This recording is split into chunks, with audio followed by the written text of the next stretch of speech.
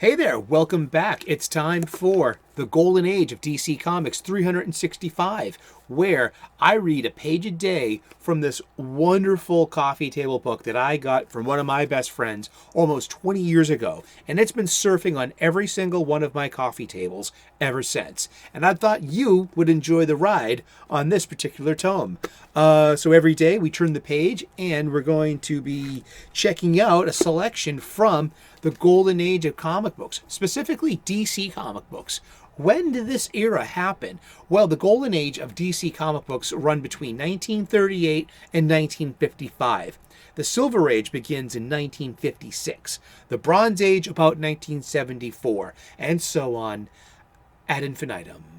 Indeed, the never-ending story. It began here in our idealized American mythology version. So let's get to it, yeah. But I also think, too, that the Golden Age kind of begins a bit before, because the Shadow and Dick Tracy premiered about 1931. So, there is a bit, some leeway here. I love history. I love talking about history. I love talking about comic books. And what do we have today? Let's see. This is art by Carmine Infantino, who is a legend and was pretty much one of the high priests of the Silver Age of comic books on DC side. He's the one that designed the Flash, Barry Allen's Silver Age Flash outfit, and Kid Flash, Wally West's outfit, which were pretty much this unofficial standard of what is like the best Silver Age looking outfit, superhero wise. This is from, it's February 28th, and I just want to say that there is no February 29th. This book it was not compassionate or enough to include leap year. I protest. This is problematic. I want to speak to the manager. I'm kidding. This is February 28th, and today is as well. So this is art by Carmine Infantino from the cover of Sensation Mystery, number 123, published February of 1953. And let's read the caption while we're at it. With superheroes on the wane, the rise was on Western, and soon will come the space race, and it will come back to superhero. But on the what we're kicking superheroes, what we're beating superheroes, gunslingers, the Old West. With superheroes on the wane, DC began publishing other genres in comics that had always hosted costumed crime fighters. Even the mighty Wonder Woman took a hit. Formerly a bestseller, in 1952, she lost her spot in Sensation Comics, although, of course, the eponymous Wonder Woman would continue to be published. The title was soon changed to Sensation Mystery, with the latter word being DC's term for its rather conservative brand of horror. Remember, this is the time of Frederick Wertham, about the adoption of the Comics Code, and also horror comics such as Tales from the Crypt were very popular around then, and they were pretty gruesome. I have some old Tales of the Crypt. Maybe that would be a good leap year content. I just bought an omnibus of some Tales of the Crypt, and it's really gruesome and it's really macabre. And we wonder where ideas like the Twilight Zone and Black Mirror come from, and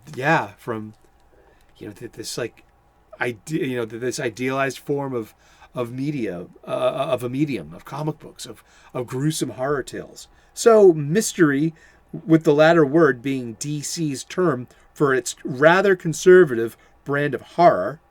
In keeping with its traditions, the company felt more comfortable with a continuing character, a guy named Johnny Peril. who battled the powers of darkness until the comic dropped into a bottomless black hole in 1953. So here is Johnny Peril being and his accomplice here, his partner, maybe his romantic partner, maybe his damsel in distress, maybe his femme fatale. We don't know. We don't know anything. But we know that you cannot escape your fate, Johnny Peril. Wherever you go, I'll be there waiting for you. And this person has pointy fingernails and glowing eyes. Yeah. How's that? Take that, Johnny Peril. Oh, gee. Yeah, so that's February 28th. Yeah. That's pretty much it. Yeah, I mean, it was by the end of the Golden Age. And the part where superheroes were on the wane. Yeah. Batman and Superman and Wonder Woman did continue their publication. And that's why you have this whole Earth 1, Earth 2 why-ness. Why do you need something like that? Well, how can Batman stay the same age and Superman and Wonder Woman stay the same age and Robin and Aquaman stay the same age? And it sounds simple, but this is like probably the bane of continuity and of canon. I mean, they were simple tales at a simple time for a more simple, less sophisticated audience. And nowadays, I always considered canon and continuity now to be a bane and a blessing. I've heard in fantasy fictions that magic is a sword with no handle. That means you cut your hands when you wield it, and you harm yourself as much as you can inflict harm. Or such as with Buffy the Vampire Slayer, with Willow, we learn that using magic always has consequences. And that is, I think, the first rule of magic. We learn that again also in John Constantine's Hellblazer, that magic always has consequences. Yeah. And, just continuity and canon, just like the interconnectivity of the stories and their need to fit and the need narratively to tell new stories. And the editor, this is when it comes to curation and editorializing, editorial management meant to say